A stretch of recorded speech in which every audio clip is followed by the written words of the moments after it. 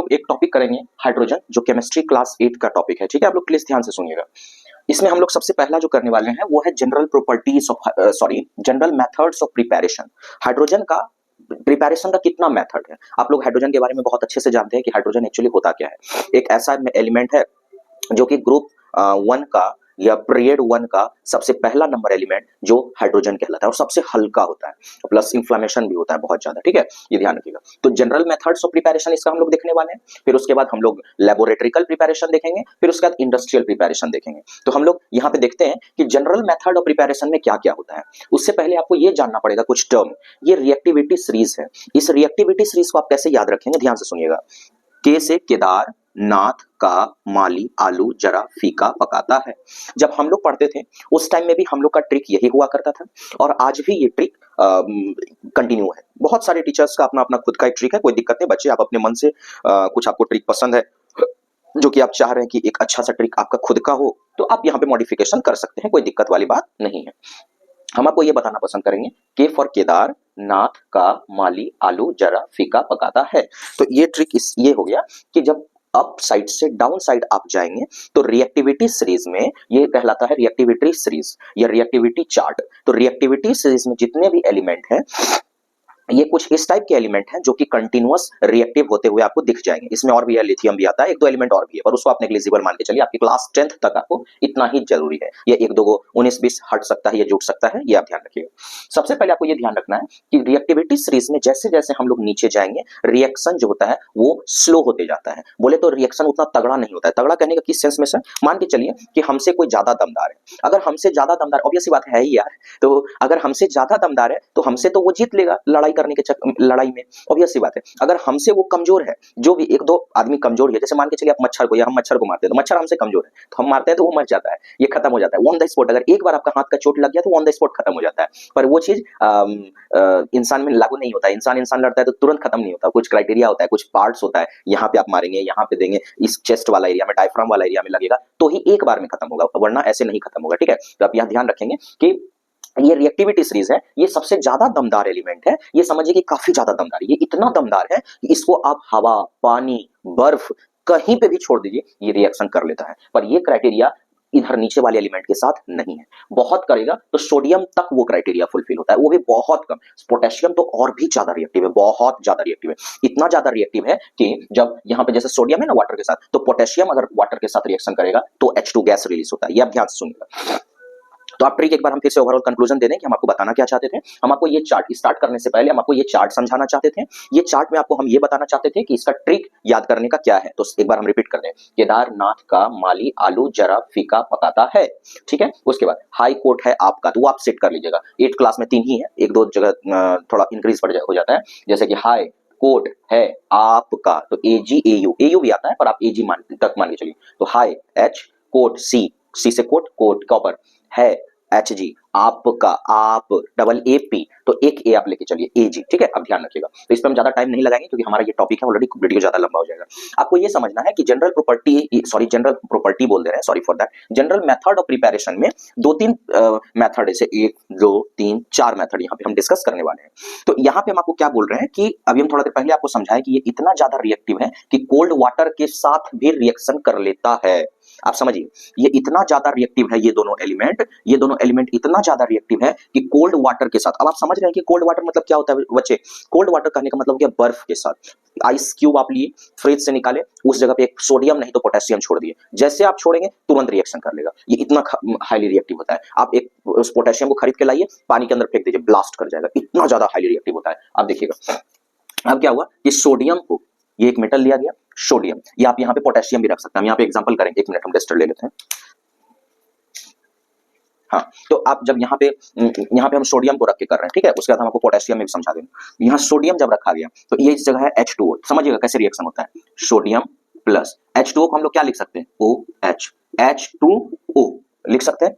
OH पे minus charge, H पे plus charge, Na पे प्लस चार्ज। अब इस प्लस का अटैचमेंट इस माइनस के साथ होगा, ये दोनों के साथ, तो NaOH प्लस H2।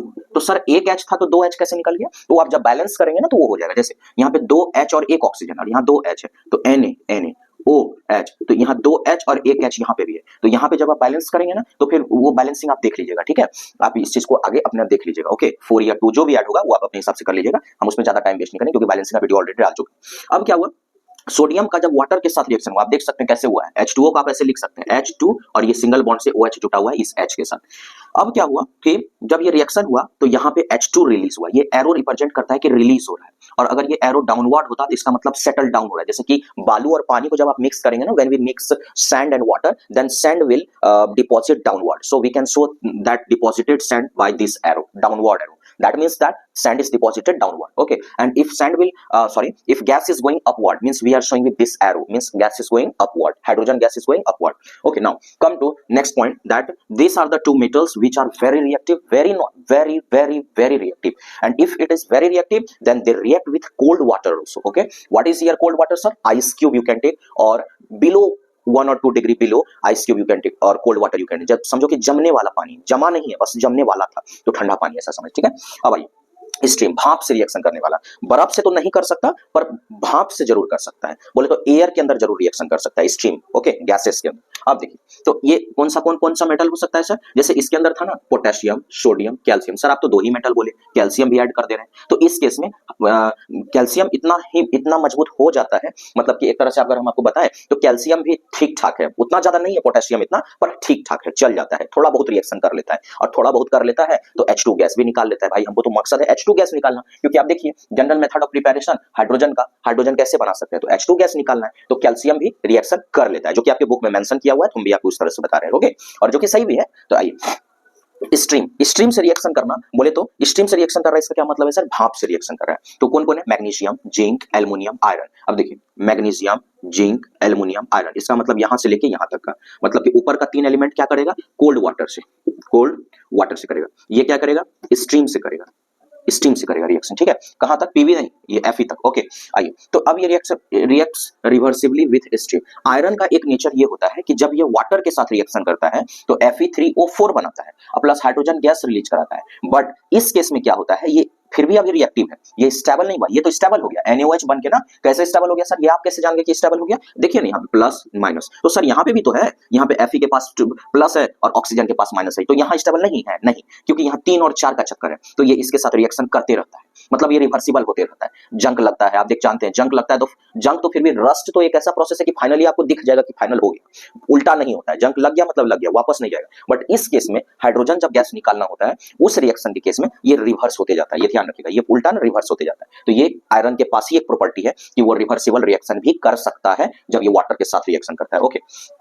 अब सर नेक्स्ट है कि sir dilute mineral acid, sir mineral acid क्या होता है, मिनरल एसिड कहने का मतलब ये हो गया कि वो एसिड जो स्पेशली आपको खनिज पदार्थ, हिंदी में उसको खनिज बोलते हैं, किसको सर, मिनरल्स को, तो जो मिनरल से बना हुआ एसिड है, जैसे कौन कौन सा एसिड सर, HCl हो गया, H2SO4 हो गया, HNO3 हो गया, एक्सेट्रा, जो भी ह्यूमंस द्वारा प्रिपरेशन होता है ना, मोस्टली, कुछ को छोड़ के मोस्टली मिनरल एसिड हो गया, आप ध्यान रखिएगा। मेटल एक्सेप्ट पीवी, बस मिनरल एसिड से रिएक्शन पीवी नहीं करता क्योंकि वो उतना ताकतवर नहीं है, इसी वजह से नहीं कर पाता, बट मिनरल एसिड से कौन करता है भाई, जिंक एक ऐसा मेटल है जो कि यहाँ पे आप देख सकते हैं, यहाँ पे आप देख सकते हैं कि जिंक एक ऐसा मेटल है जो कि दोनों के साथ रिएक्शन कर रहा है, स्ट्रीम के साथ भी रिएक्शन कर लेता है और मिनरल एसिड के साथ भी रिएक्शन कर लेता है, ये ध्यान रखिएगा, ओके। तो जिंक जब HCl, ये कैसे रिएक्शन हुआ सर, आप यहाँ समझिए, इस जगह हम दोबारा आपको समझा देते हैं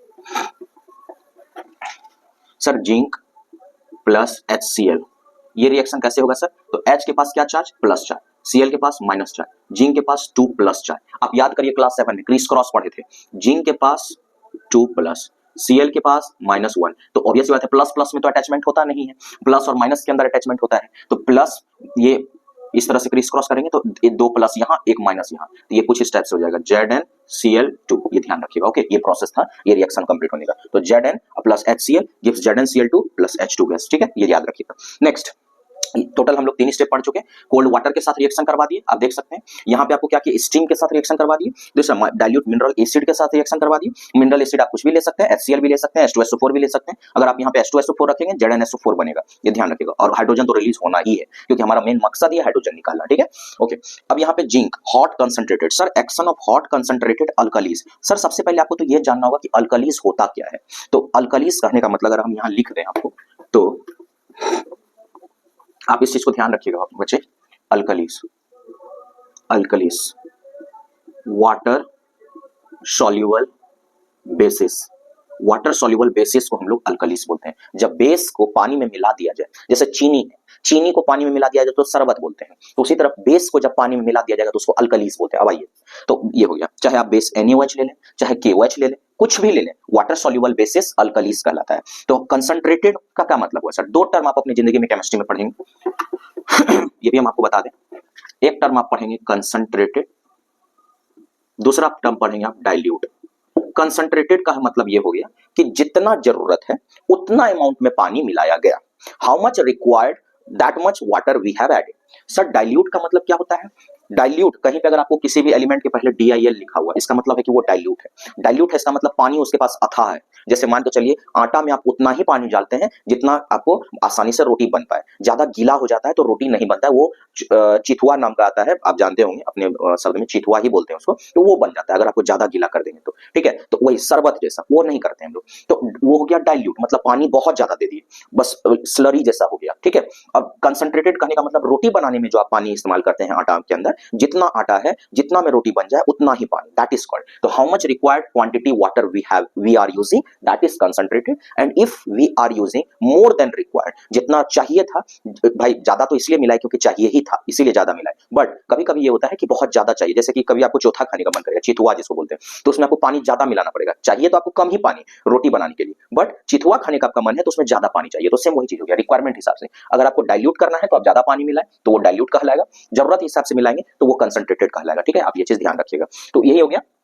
तो हॉट कंसंट्रेटेड अल्कलीस, अल्कलीस कहने का मतलब water soluble bases on amphoteric metals like zinc, lead, aluminium. Sir aluminium तो पहले यहाँ पे रिएक्शन कर रहा था सेकंड वाले में, तो फिर अब एल्युमिनियम कहां से आ गया? तो एल्युमिनियम एम्फोटेरिक मेटल है, ये ध्यान रखिएगा। वो एम्फोटेरिक कहने का मतलब ये हो गया कि जो एसिड के साथ भी रिएक्शन करता है और जो बेस के साथ भी रिएक्शन करता है उसको हम लोग एम्फोटेरिक बोलते हैं। एसिड प्लस बेस दोनों के साथ जो रिएक्शन करे उसको हम लोग एम्फोटेरिक मेटल बोलते हैं, एम्फोटेरिक मेटल के नाम से जानते हैं। ठीक है, तो अब उसके अंदर कौन कौन आता है सर? Zinc, lead, aluminium. ठीक है, अब जिंक का जब हॉट कंसंट्रेटेड क्या है सर?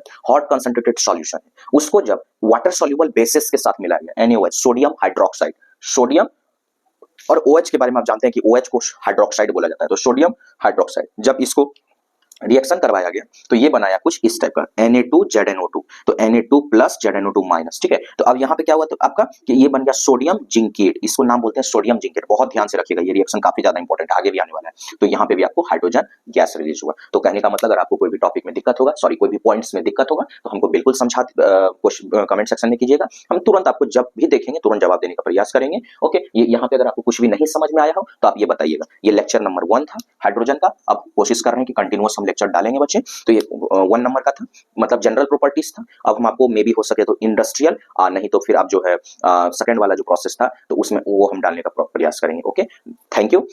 टोटल 3 वे से निकलता है, 3 वे से हम लोग का प्रिपरेशन होता है। ये था जनरल मेथड, हम आपको बता ही चुके हैं। तो 2 मेथड और है तो हम पार्ट बाय पार्ट करके डाल देंगे वीडियो। ओके, तो उसमें आपको हाइड्रोजन पूरा खत्म हो जाएगा आसानी से। बिल्कुल एक बार आप वीडियो देखेंगे आपको बिल्कुल समझ में आने वाला है, ये ध्यान रखिएगा। Okay, thank you. कोई भी दिक्कत हो कमेंट सेक्शन में बताइएगा। Thank you.